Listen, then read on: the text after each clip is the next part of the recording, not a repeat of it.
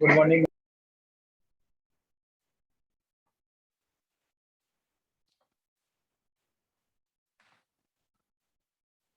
Hello. Hello. Good morning, ma'am. Good morning. Okay, so we will start limit theorems today.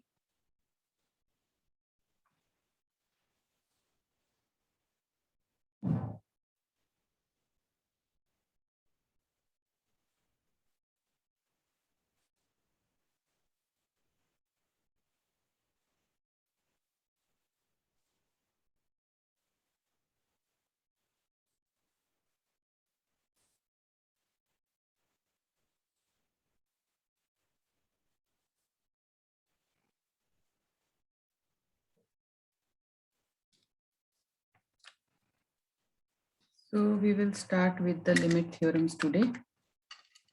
Okay.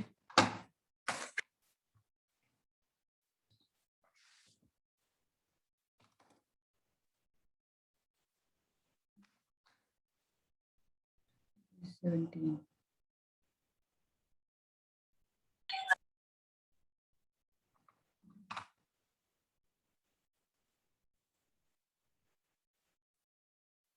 Aduman Ranjan.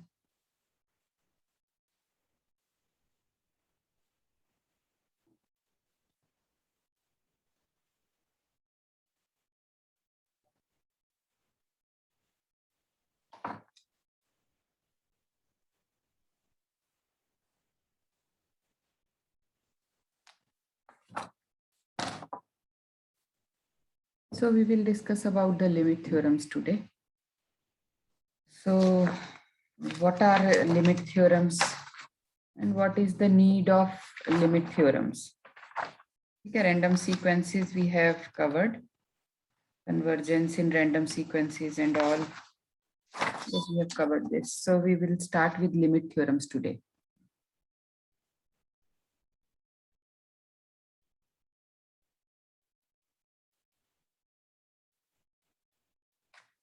Now, why do we need limit theorems? First, we must know why do we need limit theorems.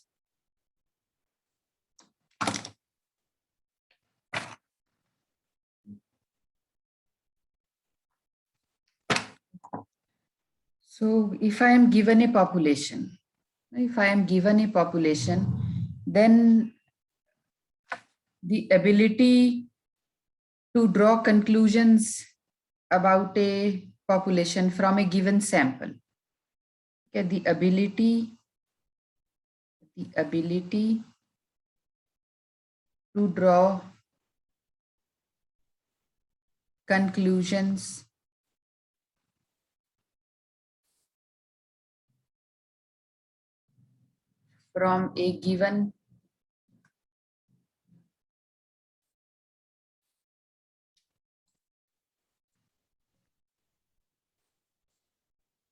from a given sample.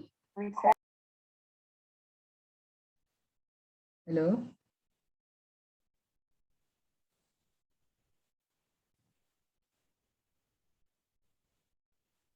Hello.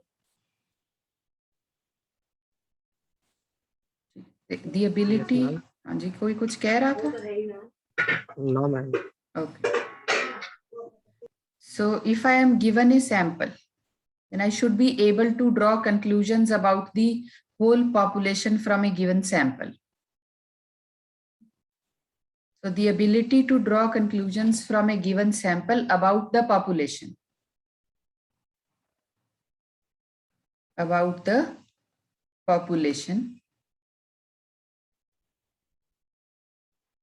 And determine how reliable these conclusions are.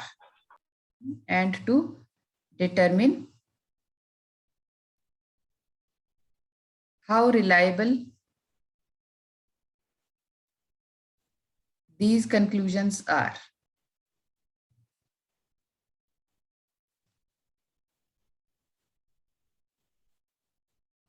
Now, this is the importance of limit theorems. Why do we need limit theorems? मुझे क्या जरूरत है limit theorems की? so that I can, if I am given a sample, then I can draw a conclusion about the whole population from that sample, and it should be reliable. ठीक है, जो भी मैं conclude करूं, ठीक है, तो इसका मतलब क्या, suppose I am given some samples of noise, ठीक है, मुझे नॉइज के कुछ सैंपल्स दिए हुए हैं, ठीक है, and then based on those samples if I apply limit theorems and if I can make some conclusion about the distribution of noise in a system. If in a system noise is present at all the times, ठीक है, मुझे noise के कुछ samples दिए हुए हैं और फिर लिमिट थ्योरम्स अप्लाई करके मैं उसमें से सैंपल से आई कंक्लूड समथिंग, ठीक है, आई से okay this type of noise is Gaussian in nature, ठीक है, तो मैं कुछ सैंपल से उसके गॉसियन होने का कंक्लूजन निकालती हूँ. अब वो कंक्लूजन कितना रिलायबल है, how reliable is that conclusion and is that noise actually Gaussian. This is the importance of limit theorems. So we need to study the behavior of sequences of random variables for the entire duration of time. ठीक है, मैंने आपको एक sample दे दिया noise का, but it is always present in the channel. ठीक है, अब कम्युनिकेशन सिस्टम तो इट इज कॉन्टिन्यूसली वर्किंग, आप कॉल करें या ना करें, ठीक है, आपके फोन में सिग्नल है, network is always active, it is never passive. जो भी आपका सर्विस प्रोवाइडर है, आप कॉल कर रहे हैं या नहीं कर रहे हैं, but you are always connected. ठीक है, the moment you dial a number. लिख रहे हो? नहीं, कुछ नहीं लिख रही जी, मैं बता रही हूँ आपको. वैसे मैंने व्हाइट बोर्ड शेयर किया हुआ है. स्टॉप हो रखा है ना? क्या स्टॉप हो रखा है? कंक्लूजन्स आर के बाद आपने कुछ कंक्लूजन्स आर के बाद आपने कुछ नहीं लिखा है ना? हाँ, ये फुल स्टॉप है यहाँ. ठीक है मैम, ठीक है मैम. तो अभी मैं सिर्फ बता रही हूँ कि अगर मुझे लिमिट थ्योरम्स में अप्लाई करती हूँ, ठीक है, what is the need of limit theorems, मुझे क्यों चाहिए लिमिट थ्योरम्स. ठीक है, मुझे लिमिट थ्योरम्स चाहिए ताकि मुझे अगर किसी पॉपुलेशन का एक सैंपल दिया हो तो मैं ये बता सकूं कि ये पॉपुलेशन कैसी होगी.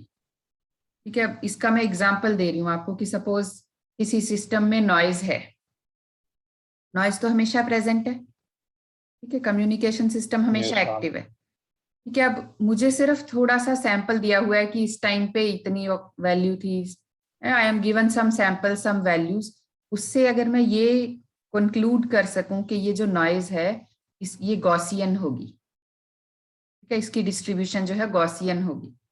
तो अगर मुझे पता है कि नॉइज जो है उसकी डिस्ट्रीब्यूशन गॉसियन है तो फिर मैं उसको हैंडल कर सकती हूँ, आई कैन हैंडल. ठीक है, या अगर मैं आई सैंपल, ठीक है, मैं बहुत देर तक एक कम्युनिकेशन सिस्टम से नॉइज के बहुत सारे सैंपल्स ले लेती हूँ, ठीक है, और फिर मैं ये देखती हूँ कि नॉइज की जो वैल्यू है it lies between plus minus delta, ठीक है, dB, plus minus delta dB मेरी नॉइज की वैल्यू है. अगर ये एस मेरी सिग्नल स्ट्रेंथ है, if S is my signal strength,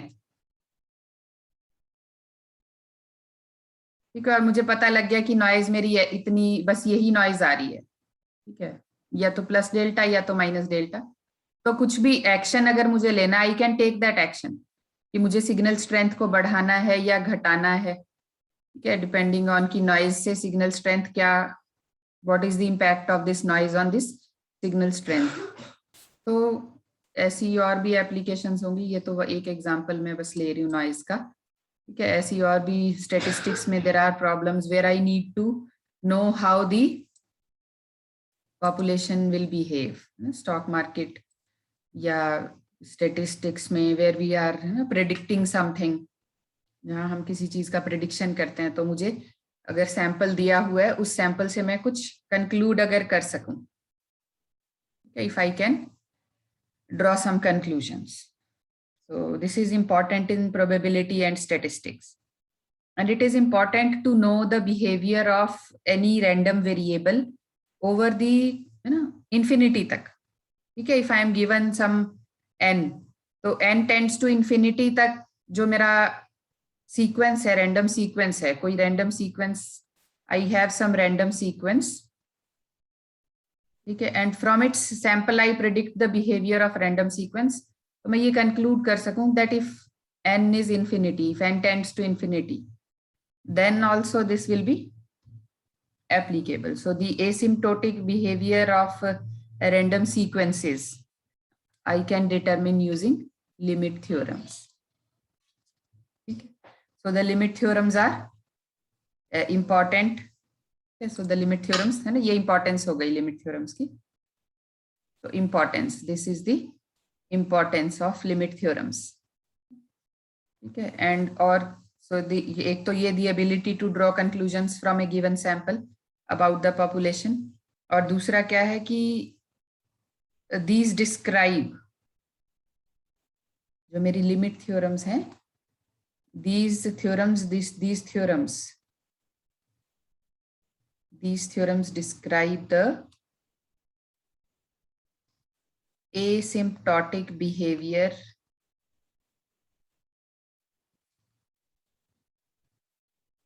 of random sequences. Random sequences का asymptotic behavior. Asymptotic behavior means behavior of solutions as time goes to infinity. ठीक है, asymptotic behavior का क्या मतलब है? Behavior of solution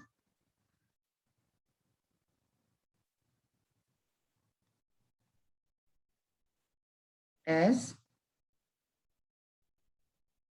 time goes to infinity.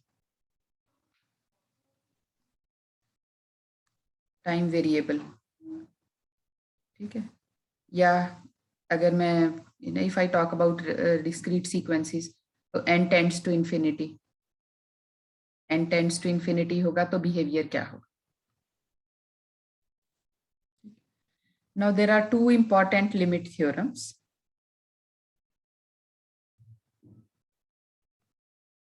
There are two important limit theorems.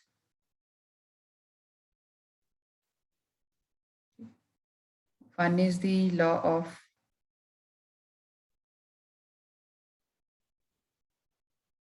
large numbers and another is central limit theorem.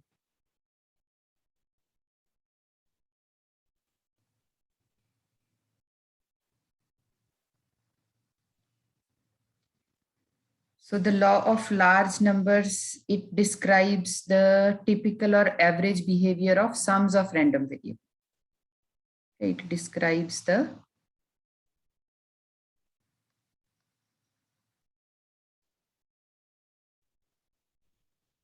typical or average behavior of sums of random variables.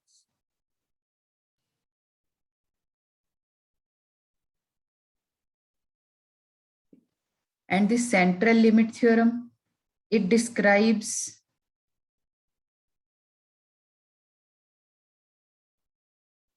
the fluctuations around this typical behavior.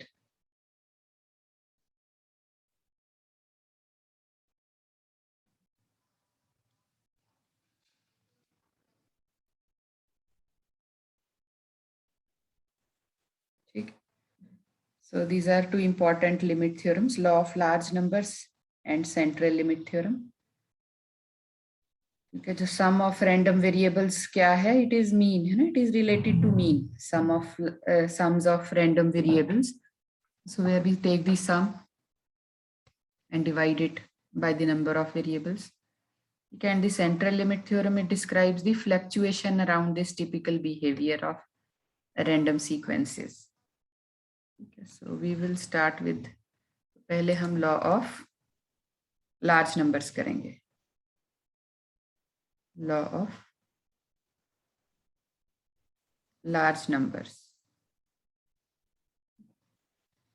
Now, if you, this law of large numbers, law of large numbers, it states, okay, the law of large numbers states that if you repeat an experiment independently, if you repeat an experiment independently,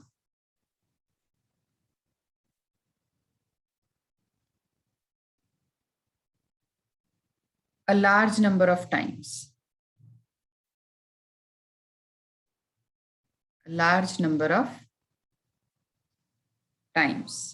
and average the result,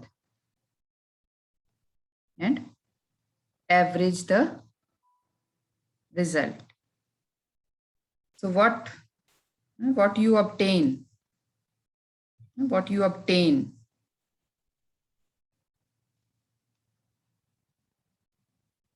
should be close to the expected value.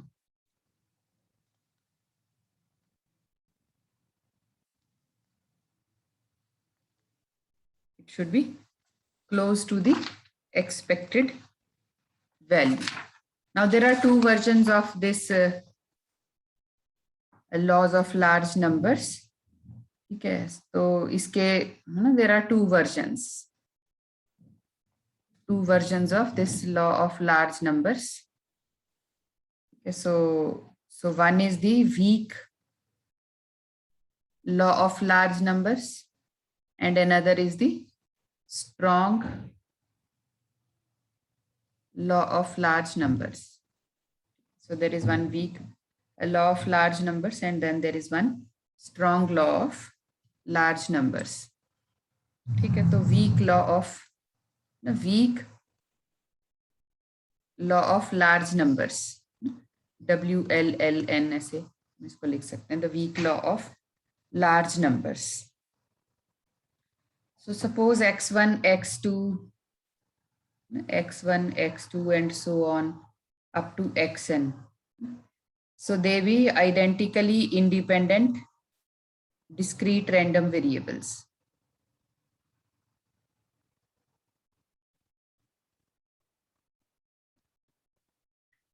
With a finite, let this be this finite expected value. Okay, expected value is this EXI. Okay, so this is mu and which is finite. Then for any epsilon greater than 0, this limit n tends to infinity, this x minus mu greater than or equal to this is equal to 0. Okay, ये statement है weak law of large numbers. We can easily prove this. ये इसका proof भी बड़ा आसान सा है. So we assume that this variance of x जो है it is, this is finite. We assume that it is finite. Then according to Chebyshev's inequality,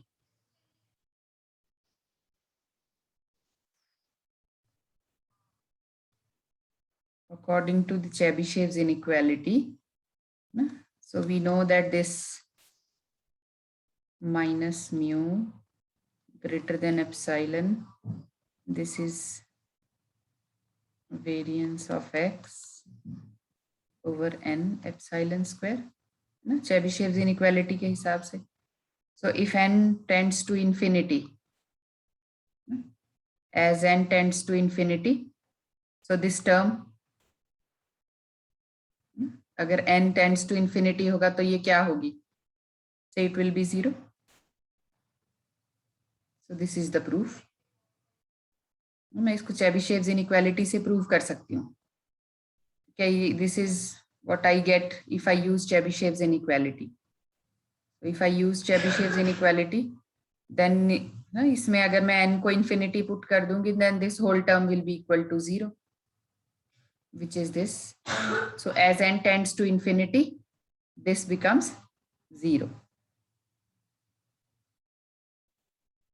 ये this is IID क्या है? It is independent and identically distributed.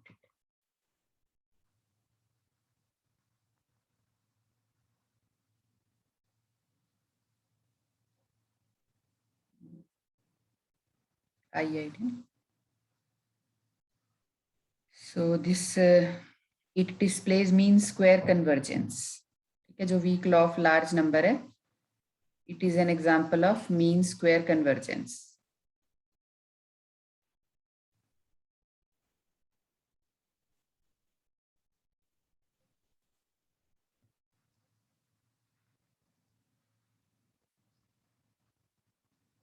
This weak law of large numbers, it displays mean square convergence.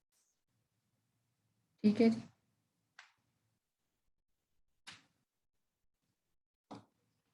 Hello. Yes ma'am. जो हम कर रहे हैं ना कि आप ये मेरे साथ साथ अगर करते रहोगे तो इजी होगा. ठीक है, कहीं कोई कंफ्यूजन होगा आपको, आप मुझसे डिस्कस करोगे तो वो क्लियर भी हो जाएगा. ठीक है, अब MCQ 3 के अगर आपके मार्क्स देखें, मैंने भेज भी दिया आपका स्कोर सबको, है ना.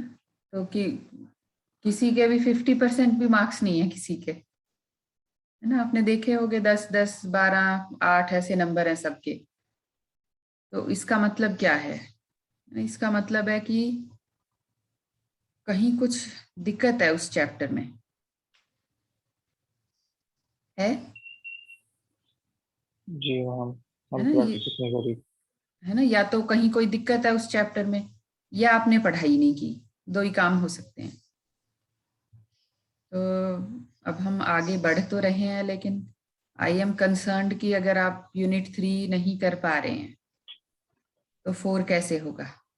Because all are they are interlinked.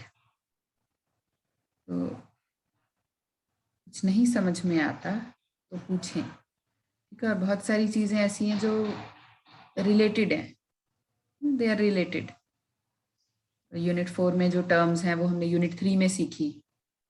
Unit 3 में जो टर्म्स थी वो हमने यूनिट 2 में सीखी. तो all the chapters are interrelated to each other.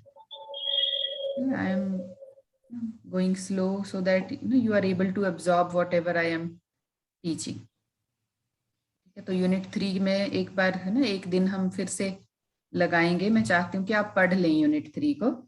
In next week कोई भी एक दिन हम रख लेंगे, आप अपना आपस में डिस्कस करके बता देना जो भी यूनिट 3 में आपको डिफिकल्टीज हुई. या मैंने MCQ का सल्यूशन भी आपको भेज दिया था, है ना. तो सल्यूशन देखा होगा आपने. Yes ma'am. उसमें कुछ अगर नहीं समझ में आया या आपको लगता है कि कोई चीज मिस हो गई आपसे, तो वी कैन डू दैट. ठीक है ना.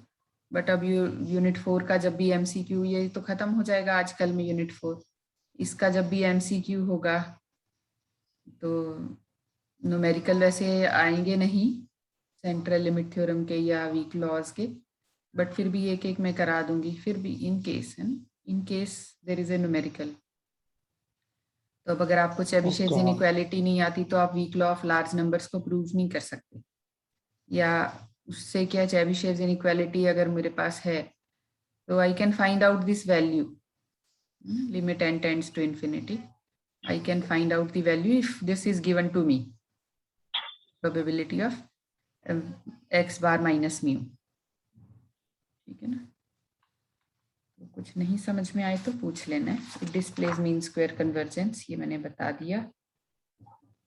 ओके, ठीक है, तो आगे बढ़ते हैं. So this was weak law of large numbers. Then we have strong law of large numbers.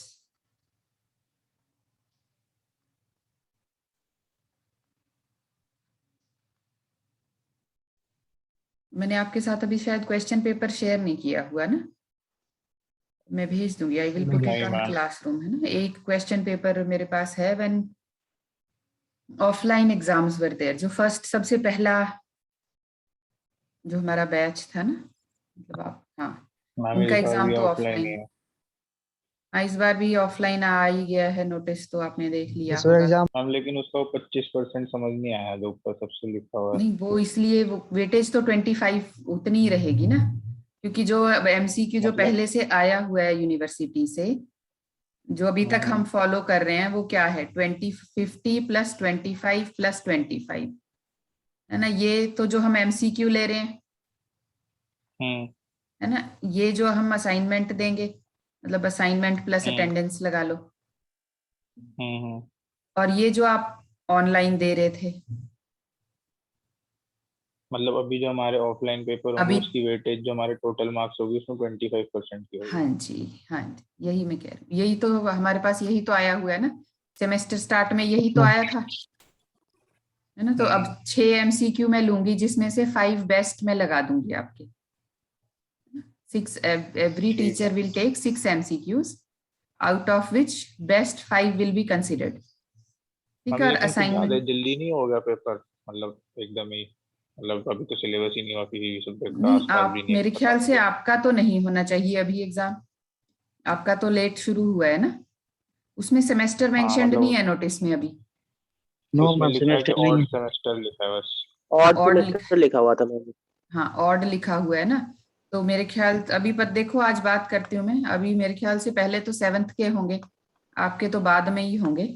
एक महीना लेट भी तो स्टार्ट हुआ है ना आपका सेशन, आपकी क्लासेस सितंबर हम्म में स्टार्ट हुई हैं, 7th हाँ सेमेस्टर की तो अगस्त में स्टार्ट हो गई थी। तो कुछ एक्स्ट्रा थोड़ा टाइम तो मिलना चाहिए, क्योंकि मुझे भी अभी 2 हफ्ते, मतलब मुझे अभी 4th यूनिट मेरा खत्म हो जाएगा, तो 4-5 लेक्चर तो मुझे चाहिए मिनिमम, अगर मैं जल्दी भी कराऊं तो। लेकिन सब तो नहीं करा पाएंगे, मैं तो फिर भी बहुत आगे चल रही हूँ। और बाकी सब्जेक्ट्स में हम्म तो मैं देख रही थी, ईवीएस में तो अभी आप यूनिट 1 का एमसीक्यू दे रहे हो, हम्म। है ना। उसमें आपका ये कितनी यूनिट्स यूनिट्स तो मेरे ख्याल से 5 हैं ईवीएस में। मैम ईवीएस की क्लास ही बहुत कम हुई है। हाँ, तो फिर ईवीएस का नहीं खत्म हो पाएगा सिलेबस मेरे ख्याल से। इलेक्ट्रोमैग्नेटिक वेव्स भी आपका पीछे चल रहा होगा। मुझे लगता है कि मैं और एक ईएमआई और एक सीमॉस, इन्हीं में हम शायद आगे चल रहे हैं, बाकियों में तो टाइम कंज्यूमिंग है ना, DSP is very time consuming, hmm तो वैसे ही स्लो चलता है। तो I think that you will get time, बाकी मैं आज बात कर लूंगी। I will talk to Amit sir, वो फिर पूछ लेंगे कि ये किसके लिए है। वैसे मुझे लगता है कि वो 7th सेमेस्टर के लिए होगा, क्योंकि उनका तो all I have come finished, almost everybody has finished. बस एक लास्ट टाइम आज एक रिवीजन है, और कल लास्ट एक एमसीक्यू है 7th सेमेस्टर का, एंड इट इज कंप्लीट। तो चलो, वेटेज तो 25% है, बट वही है कि अब तक तो ये था ना कि हम कॉपी कर लेते थे और गूगल में टाइप करके आंसर आ जाता था, अब ऐसा नहीं हो पाएगा ना।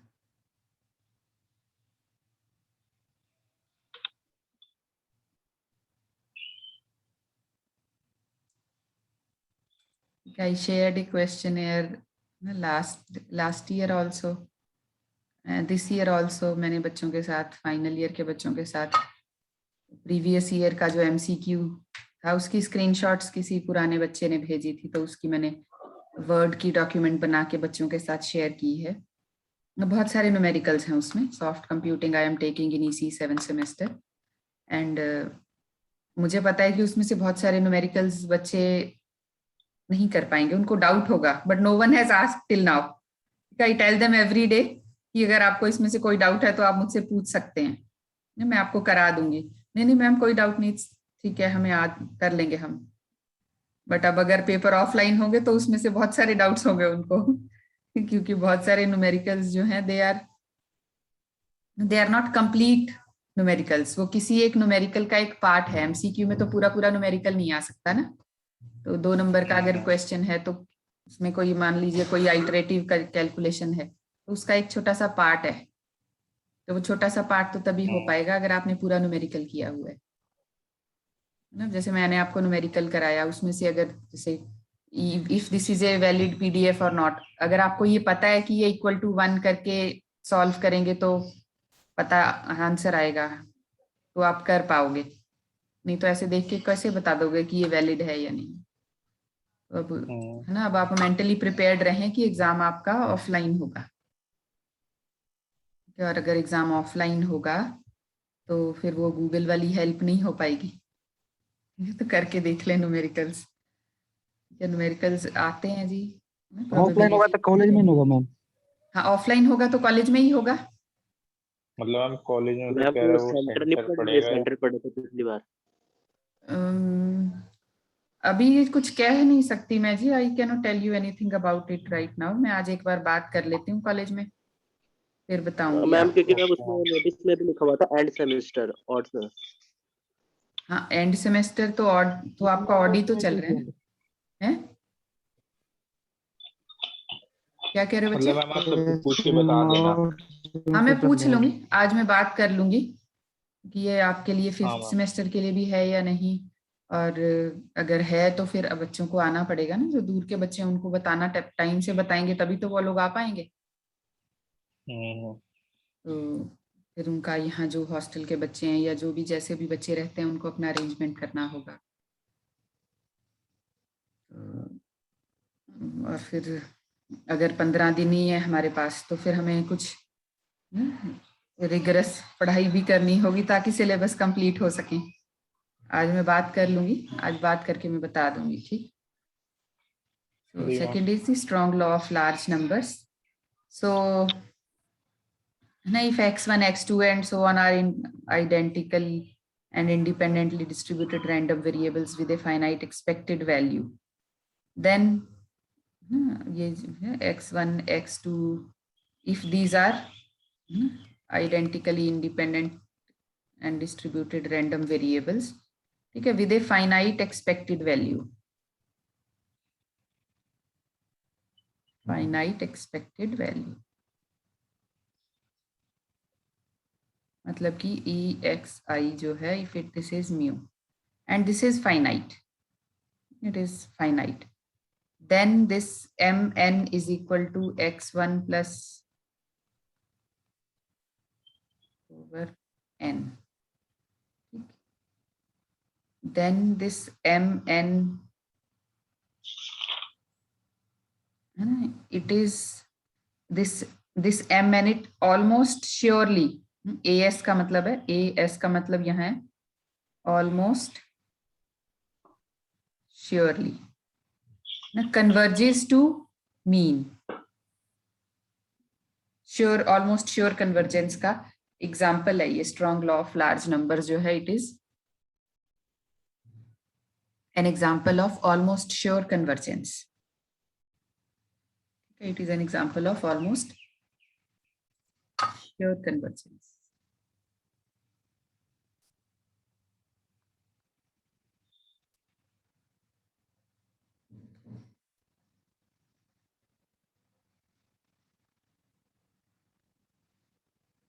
ठीक है, हम इसको, there is another statement also for this Sn, this is equal to I is equal to 1 to n xi, if n is greater than, if this is true, then this by n, it converges to the mean value. Okay, it converges to the mean value. मतलब कोई भी मेरे पास random sequence है तो according to the strong law of large numbers, if the expected value is finite, then it converges to the mean. It converges to the mean. ठीक है, ठीक है जी। एक बार सेंट्रल लिमिट थ्योरम भी बता देती हूँ मैं आपको, सेंट्रल लिमिट थ्योरम। ठीक है, कल फिर मैं इन दोनों से रिलेटेड कोई प्रॉब्लम, एक एक प्रॉब्लम आपको करा दूंगी। ठीक है, सेंट्रल लिमिट थ्योरम क्या कहती है? It states that under certain conditions,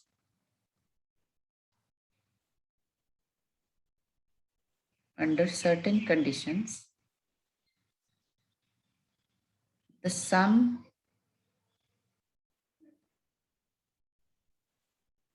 of a large number of random variables.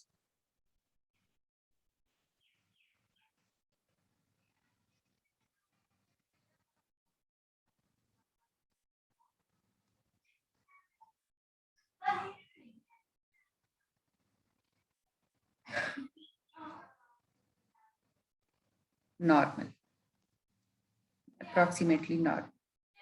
So the sum, under certain conditions, the sum of a large number of random variables is approximately normal. Normal distribution मैंने आपको कराई थी, normal distribution. So normalized मतलब कि जो आपका cumulative distribution function है, ठीक है, it converges to the normal distribution function as n goes to infinity. मतलब कि जैसे जैसे मेरे number of random variables increase होते जाएंगे. If I have a large number of random variables and if I take the sum of a large number of random variables, then its behavior will be normal. Normal distribution मैंने आपको कराई थी, Gaussian distribution जिसको हम बोलते हैं, normal distribution.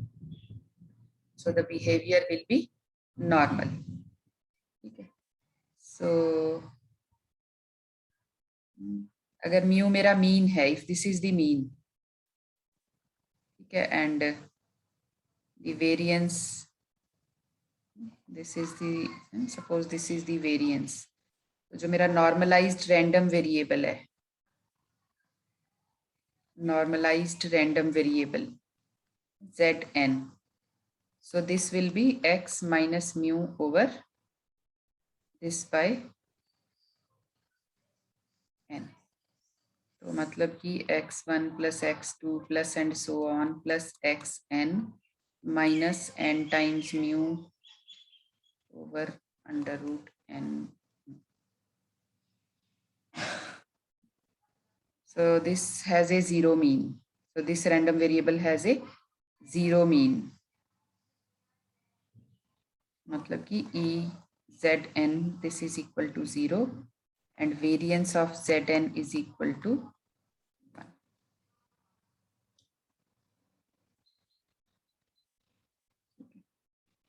तो कोई भी, any random variable may be any, it may be discrete, it may be continuous, it may be mixed, but it will converge to, no, it will ultimately lead to the normal distribution. कैसा भी random variable हो आपका, continuous हो, discrete हो या mixed हो, ठीक है, इससे कोई फर्क नहीं पड़ता. आपका जो सेंट्रल लिमिट थ्योरम के हिसाब से that random variable will, it will converge to the, it will become a normal distribution. ठीक है, ये आपको जो मैंने बुक भेजी हुई है ना पापुलिस पिल्लई की, उस बुक में से आप कर सकते हो. आई डू हैव नोट्स, उसी में से मैंने नोट्स भी बना रखे हैं, या probabilitycourse.com, जहाँ से आप पढ़ना चाहो वहाँ से आप ये टॉपिक पढ़ सकते हो. इससे रिलेटेड न्यूमेरिकल जो मैं आपको कल कराऊंगी. ठीक है, कल हम इससे रिलेटेड न्यूमेरिकल करेंगे. और इस वीकेंड पे मैं चाहती हूँ कि आप जो है वो पढ़ लें. Yes ma'am. यूनिट 3. ठीक है, नेक्स्ट वीक मंडे ट्यूसडे में आप मुझे बता देना कि आपको क्या प्रॉब्लम है थर्ड यूनिट में, जो आपके इतने कम मार्क्स आए हैं एमसीक्यू में. क्या आप मुझे प्रॉब्लम बता दोगे तो हम उसको फिर से डिस्कस कर लेंगे. एक बार मैं अटेंडेंस देख लूं. आशीष है, पारस, पीयूष, प्रदुमन, राहुल, रंजन, ऋषभ, सौरभ एंड विजय. ठीक है, ठीक है जी, थैंक यू.